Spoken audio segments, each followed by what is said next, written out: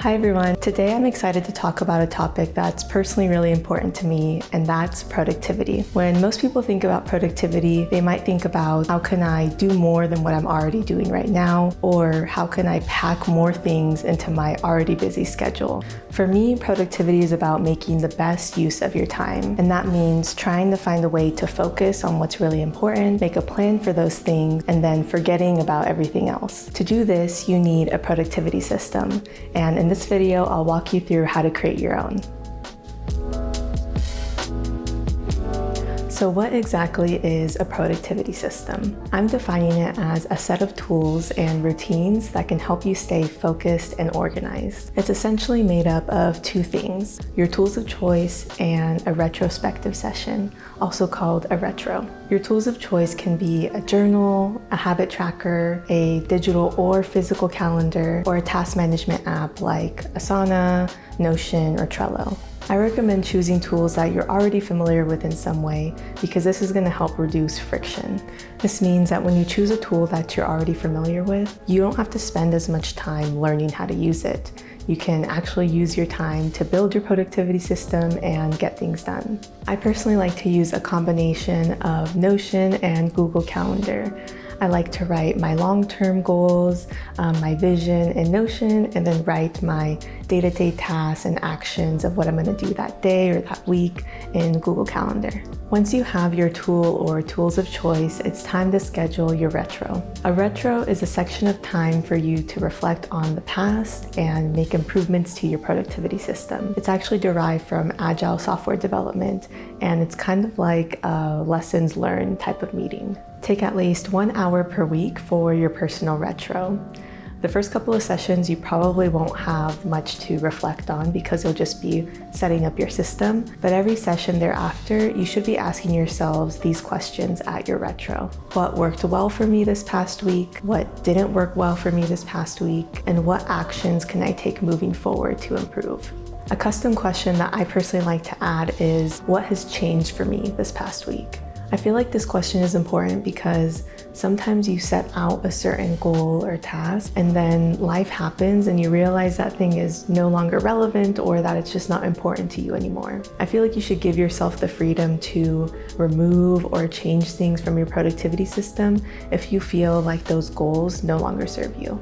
Okay, so when you're first setting up your productivity system, use your retro time to identify what's most important to you, what's happening in your life, and what you would like to focus on. I personally like to group things into two main categories: goals, so what would I like to achieve or who would I like to be in the future? And then tasks, which are what are the steps I can take to achieve this specific goal. Let's go over two examples of how we can break larger goals down into tasks. So let's say that I've outgrown my current job and I want to get a new job. This goal is going to involve two main things. First, it's going to involve me redoing and updating my resume. And then secondly, it's going to involve me applying to 2 jobs per week. Redoing my resume is going to be a one-time task, even though when you're applying to jobs, you definitely want to tweak and customize your resume depending on the job. The initial update of updating it with what I've done since the last time I was on the job market, that's going to be a one-time update, a one-time task.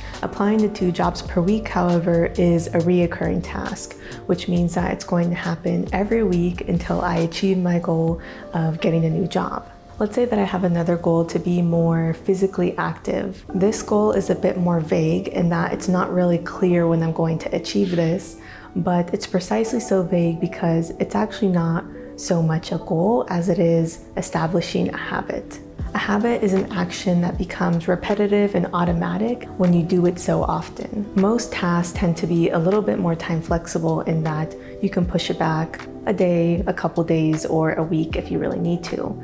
But if you're trying to establish a habit, you really need to be committed to time in order for that thing to actually be a habit of yours. For really important habits, we schedule events. This means going into our calendar and figuring out what's a good section of time that we can consistently dedicate time towards a specific habit. Now let's move on to my top tips I have to share for when your productivity system is already set up and in action. One of the most important productivity tips that I have to share is to practice flexibility. So there might be some things on your productivity system that are actually urgent and time sensitive.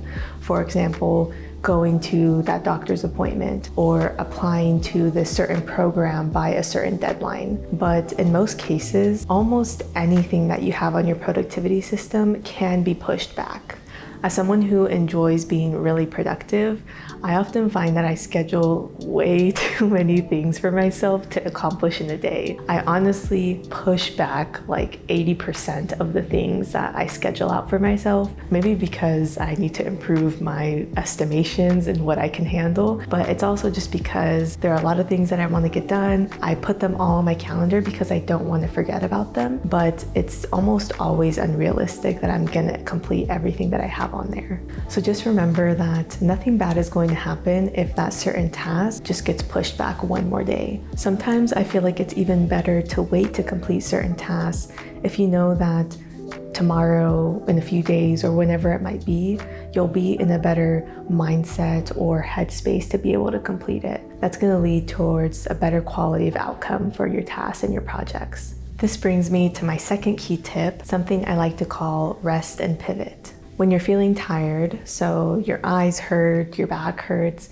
you feel sleepy, take the time to rest. We're definitely not machines and we can't always be working. That's not responsible, healthy, or even enjoyable. I truly believe that life is meant to be lived, so definitely don't be a slave to your productivity system and be sure to intentionally schedule activities in your life that are fun, memorable, and enjoyable for you. So that covers the rest part. Pivoting involves when you feel not tired, but when you feel unmotivated to work on a specific task. When that one specific task feels like such a drag or so boring, allow yourself to pivot and focus on something else that also needs to get done, but that you're more in the mood for. This helps keep you productive while also avoiding burnout. So for example, sometimes I don't really feel all that motivated to edit YouTube videos. Sometimes I enjoy it, but sometimes if it's a particularly long video, it feels like, dang, this is gonna take a while to get done. I'm not really in the mood for it. Instead of forcing myself to edit a YouTube video in a bad mood, not motivated, I instead allow myself to pivot and work on editing my YouTube thumbnail.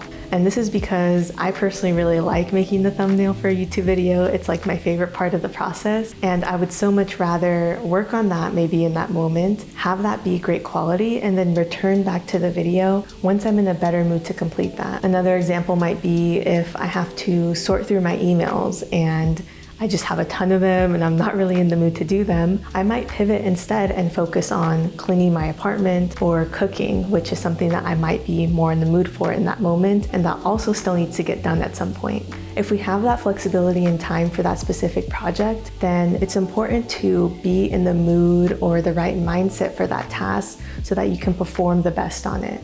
By using this rest and pivot strategy, I think you'll be able to find a more sustainable level of productivity while also maintaining a balanced and healthy lifestyle. If you'd like to learn some other time management tips for your productivity system, be sure to watch my video on strategies for better time management, which I'll link in the description below and will include at the end of this video. I'll see you in the next video.